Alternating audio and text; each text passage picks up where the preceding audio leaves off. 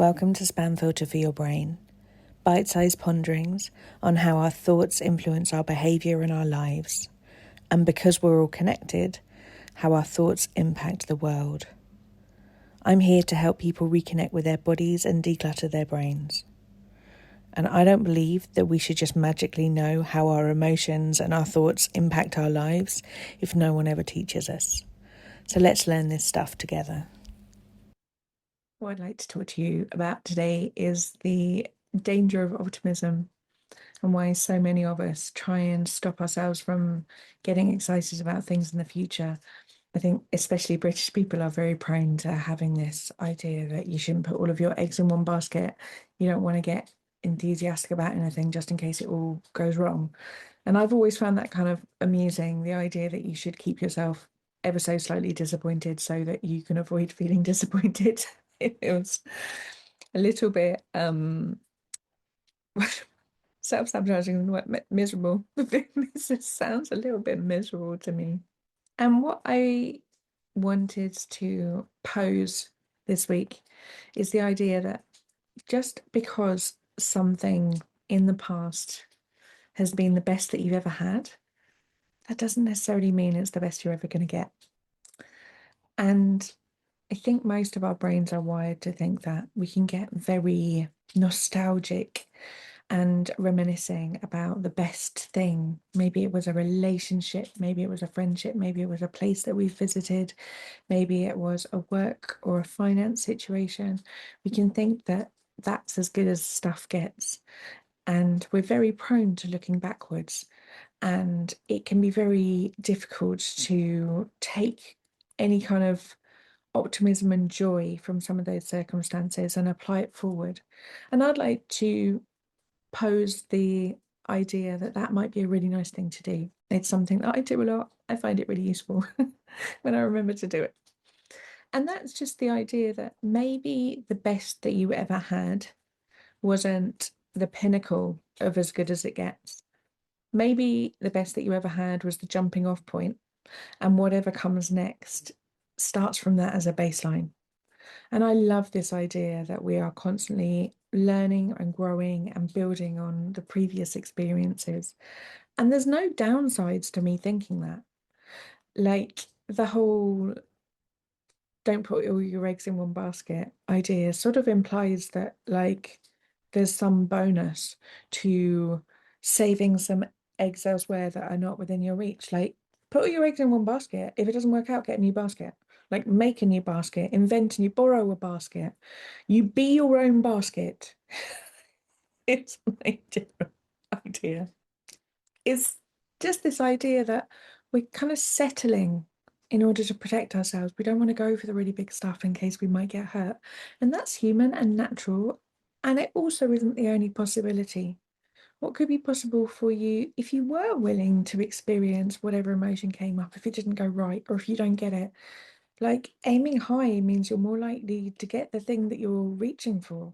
And I know that most of us know this in theory, but I also think that we can take a step back from it and not necessarily apply it to ourselves when it involves our own hope, our own grief, and our own self-protection from things around us.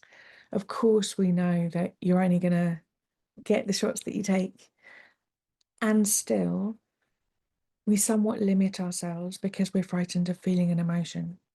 When you have a toolkit that enables you to be able to experience your emotions and let your brain know that experiencing an emotion is not going to be the death of you, then you become able to stretch your heart a bit wider and be able to look for more things that are the stuff that you want, the goals that you have, the dreams that you want to feast on, and be able to build things from where you left off rather than feeling like every time is trying to scrabble back to that place and that joy and that bliss that you once knew.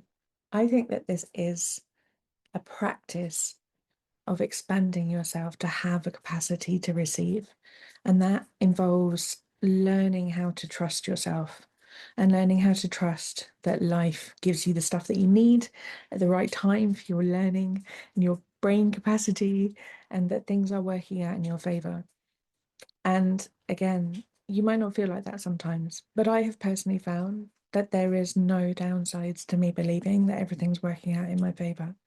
What that does is allow me to lean back and take enormous risks that take me to places that I couldn't even have dreamed of if I was trying to strategically step from safe place to safe place. What I would have done is be tapping myself down a hill and shrinking with each step because I was only willing to reach for the things that I knew, the things that I thought were possible, and the things that were within my imagination.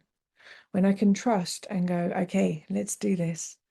I have known this way of being, this amount of money, this type of relationship, this type of love, this type of friendship, this kind of interaction, work setup, whatever it is for you.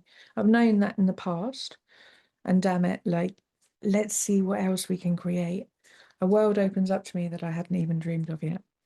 And that is where, for me, the real magic dust of life lies, that this story is far wilder than I ever could have imagined. So if you'd like some of the tools to help you manage the bits where your brain's like, oh no, we don't want to be feeling emotions. Absolutely not. Hell no. That's what we do over at Self-Care School. I've got some great tools over there to help you feel like you can process your emotions and not feel stuck in the fear of feeling them and to be able to deal with them when they come up. And I hope this idea of taking that leap forward with a sense of optimism and trust in yourself rather than shrinking yourself in a state of nostalgia for what has been is a useful map for the decisions that are coming up in your life. And I'll speak to you next week. This Black Friday, I'm offering annual access to Self-Care School. Self-Care School is normally a monthly membership. It's £97 a month. And for Black Friday, I'm offering the annual all-access pass, which means that you can get access to the entire school with over a £650 discount.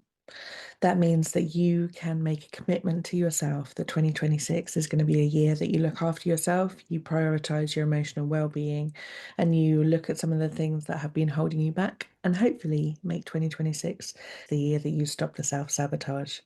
I would love you to join us inside Self-Care School. For Black Friday week only, the All Access Pass is available. If you've been contemplating that you've got some self-sabotage going on around you that really needs to stop, if you know that you need to stop being your own worst enemy and you just don't know quite how to get there, the tools that I teach within Self-Care School are the very last thing I needed.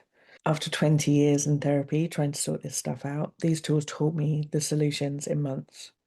Inside Self-Care School, you get access to over 30 courses, you get weekly group coaching, and you have on-demand resources at any time, day or night, and you learn to coach your own brain. So when those little gremlins pop back up again, you notice them and you can work out how to begin to change them.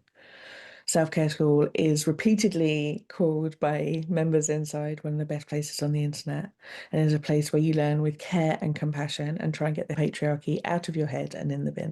If this is something that you would like for your 2026, the All Access Pass is the most brilliant way to ensure that you have accountability, that you're going to show up for yourself, and that you have all the resources you need to be able to apply this work to all areas of your life: money mindset, relationships, imposter syndrome, perfectionism, all kinds of areas. There's over 30 different courses where we really apply the work of being able to learn how to stop sabotaging yourself and stop being so mean to yourself. That little inner critic that is going the whole time, we learn how to notice it, how to quieten it down, and to give it a little bit more peace.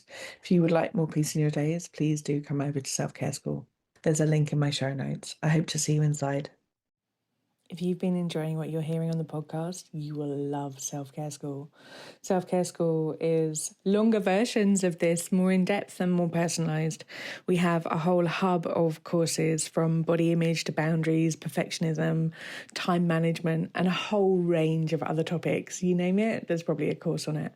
But most importantly, we also have a weekly group coaching call where you get to apply this stuff to your everyday life and get support to try and untangle your own story from some of the emotions that you might not be enjoying in your life. If you would like to learn how to apply this work to your specific situation and to be building a life of your dreams, I would love to see you inside. Do pop over to selfcareschool.co.uk.